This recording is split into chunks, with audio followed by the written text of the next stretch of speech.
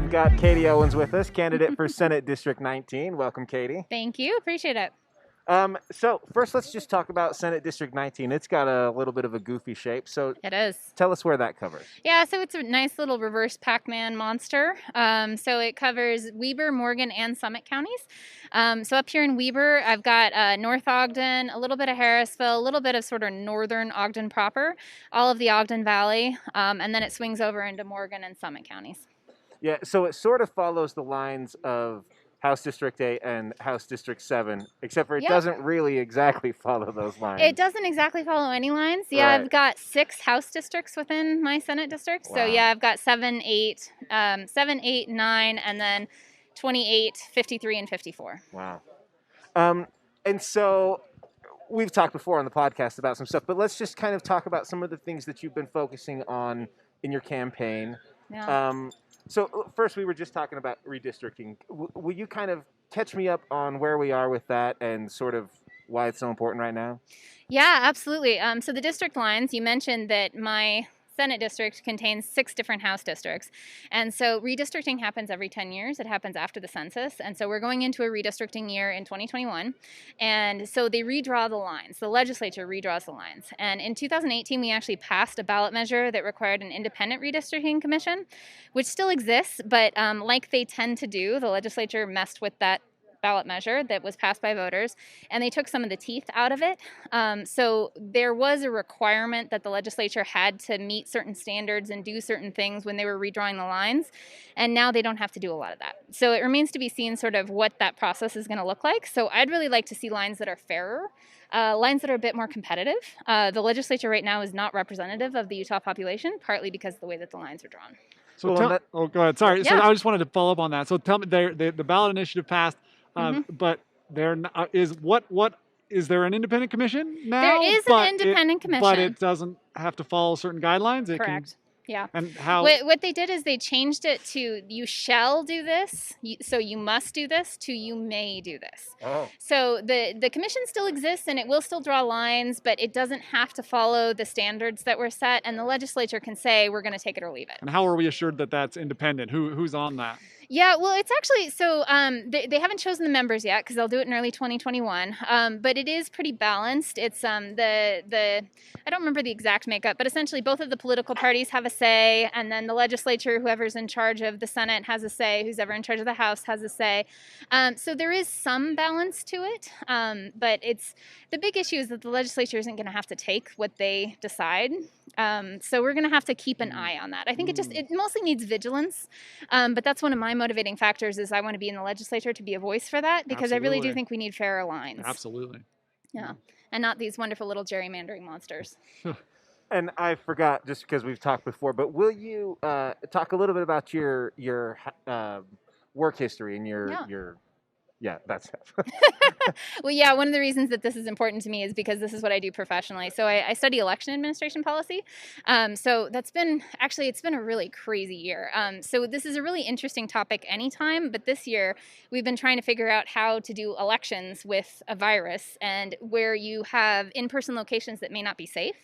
And so all over the country, we're actually trying to figure out how to expand mail-in ballot voting.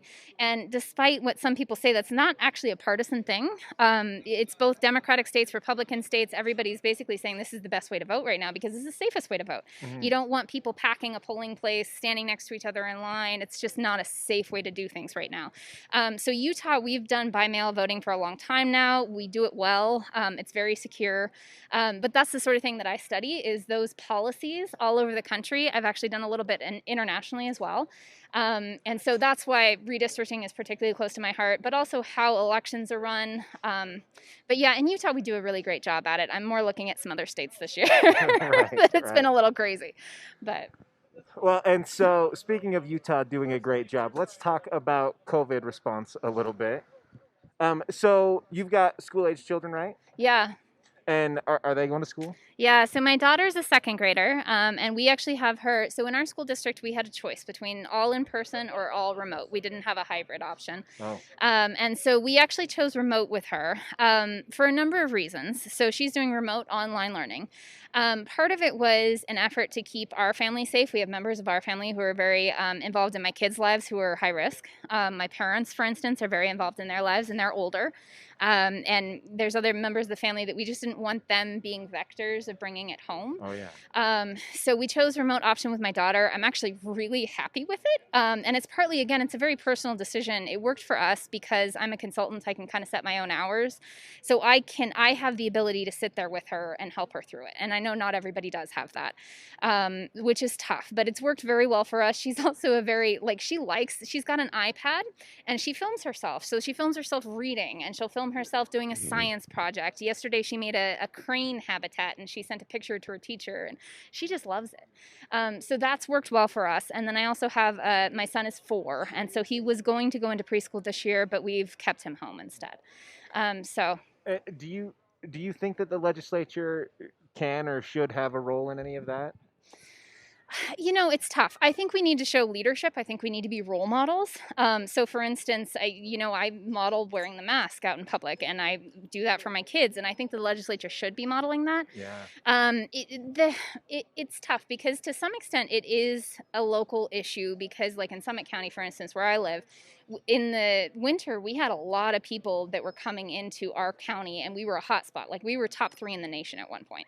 And so giving us the ability to say, hey, we're going to have a little bit stricter restrictions than some other counties, I think was a good thing. Oh, yeah. But at the same time, I think if you don't have clear direction, then it makes it really tough. And that's what we haven't had at the state level is clear direction. You've kind of had this, oh, we should all wear masks, but I'm not going to be real strong about this requirement that we all wear masks. Or, hey, we're going to open the schools, but we're not going to actually tell adults that you have to wear masks. We're going to tell our kids that they have to wear masks in school. Yeah. So I do think you need a bit of a stronger sort of message throughout. Otherwise, people just are not quite sure what they need to be doing. And what else?